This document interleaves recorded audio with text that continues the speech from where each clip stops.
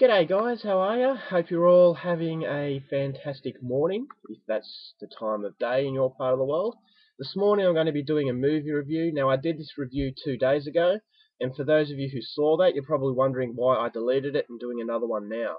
The reason being, I'm really not happy with the way it came out, so hopefully today is going to be a lot better. So that's the reason. Now this is a non-horror film, so that's something of a rarity, and it's something that should appeal to all of you non-horror fans out there.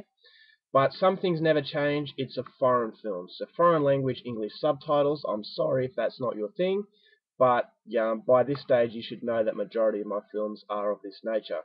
So it's a French gangster film. So for all of you gangster fans out there, this one should provide an interesting sort of video. It was made in 2008. Now this French gangster film comes in two parts. I'm not going to say it's a movie and a sequel. It's more of a continuation of the first part, and so it's part one, part two. So just a huge feature split in two. It's based on a very real person, so that's something of extra value. Made in 2008, as I said, so very close together, both of them. Directed by the same director, Jean-Francois Richet, and this movie is called Mesrine. Now this is a real story of Jacques Mesrine, who was a real gangster in the 1960s and 70s in Paris. Mesrine is played by Vincent Cassel. And before I go on with this review, I want to highly recommend that if you want to pick up this film, you would pick up the 2-disc edition from the UK, the Region 2. The reason being is because it's cheap and you get both parts. And after you've seen part 1, you'll want to see part 2 as soon as possible, and the UK release will make that will make that desire possible. So the story, or the overall synopsis, is as follows. Mesrine charts the outlaw odyssey of Jacques Mesrine, who's played by Vincent Cassel, the legendary French gangster of the 1960s and 70s, who come to be known as French public enemy number one and the man of 1,000 faces.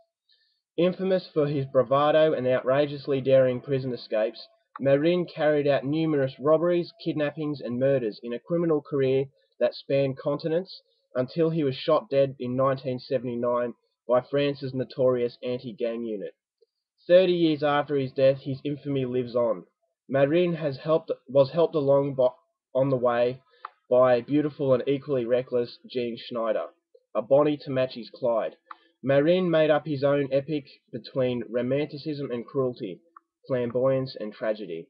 So it is a very real documentation of a very real gangster, the most interesting gangster I have ever read up on. This guy had so much audacity, and the way he played the police along was actually quite funny and quite disturbing because of the level of incompetence of the French police at this time.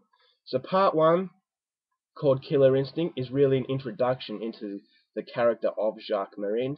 He was a young man serving in the war in Algeria during France's occupation of that country, and he comes home, he's living with his parents, but he wants something more in life.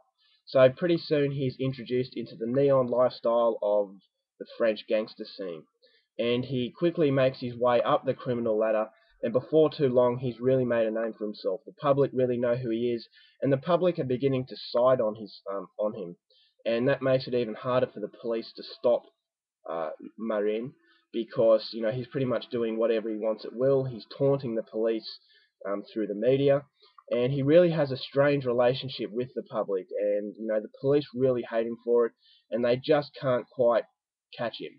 And so he's a very arrogant guy. He thinks he's above the law, and he's pretty much doing anything at will, whenever he wants, and he thinks that he is the law. So yeah, part 1 is a very slow sort of character development, and it does have a little bit of violence in it, but it really is just to get to know the character of Jacques Mesrine. Then we've got part 2, Public Enemy number 1, and that really does leave off, it starts from where part 1 left off, obviously, but then it just goes into overdrive. It just goes insane. There is heaps of action, and the audacity of Mesrine is shown in part 2. So part 2 is really an action film, and part 1 is just to get to know the guy. So yeah, part 2, he was absolutely insane. He'd rob banks at will, and I'm not kidding, nearly every 5 minutes in this part 2 is an action sequence. So if you've got a low attention span, you might struggle a little bit to get through part 1, but you'll have no troubles whatsoever getting through part 2. Now, if you want to know more about this guy, there are no spoilers. It's a true story. It's a very real guy. So it doesn't rely on plot twists. So it's pretty hard to spoil the movie, especially if you've read up on the guy. But if you haven't read up on him and you want to know how this film unfolds, then I will leave it there. And I will leave it up to you to go and get the film and watch it for yourself. Now my thoughts on the film. I have not enjoyed a gangster film this much ever.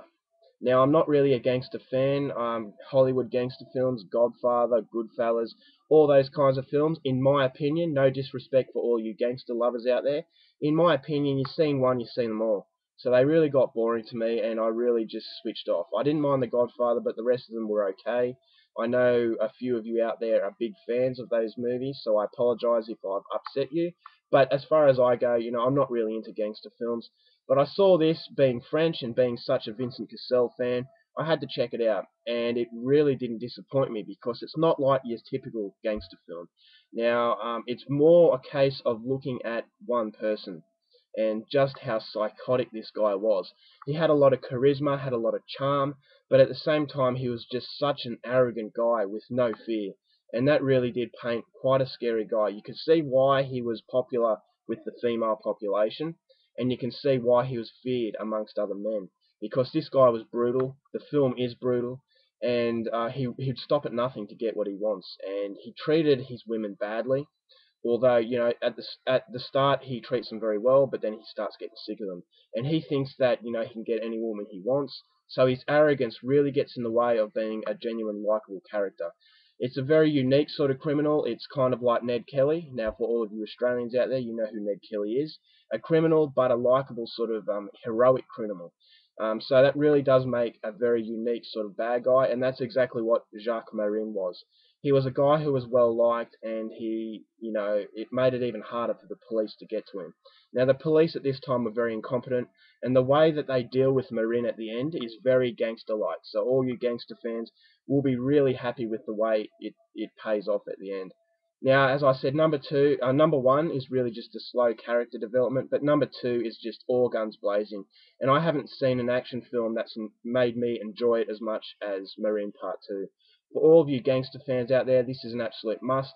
Vincent Cassel paints a very real character. He's brilliant in everything he does, and it's no different in this film. There are some pretty well-known actors in the supporting cast, which I won't go into, but they all did a fantastic job. It's a very 1960s authentic feel to the film, and if you're a gangster lover, then this one is one of the best. Number two is just every 10 minutes is either a car chase scene, or a robbery, or a shootout. And the cinematography during these action scenes was second to none. I thought the director really nailed it. I think the director has a bright future in action films, if he doesn't already. And it's the first, I've seen of his films, and it's not going to be the last. Now, as I said, Marin is the most interesting character I've ever read up on the gangster world, and just the audacity that he shows, you'll both admire and loathe and like the guy. It's just something that is really unique, and the character that was made, it's just a really strange feeling, and it's a really unique and enjoyable experience. So I would highly recommend Marin to anybody who likes gangster films. To me, this is my favourite gangster film, and it is a very, very interesting character that the film portrays, and you won't be disappointed if you go into this one, just as long as you don't mind reading subtitles. So, that's my review of the 2008 French gangster film, Marin. I would highly recommend you go out and pick this one up, and you won't be disappointed. Alright guys, that's it. That's my review. So until next time, take care of yourselves, and I'll see you later.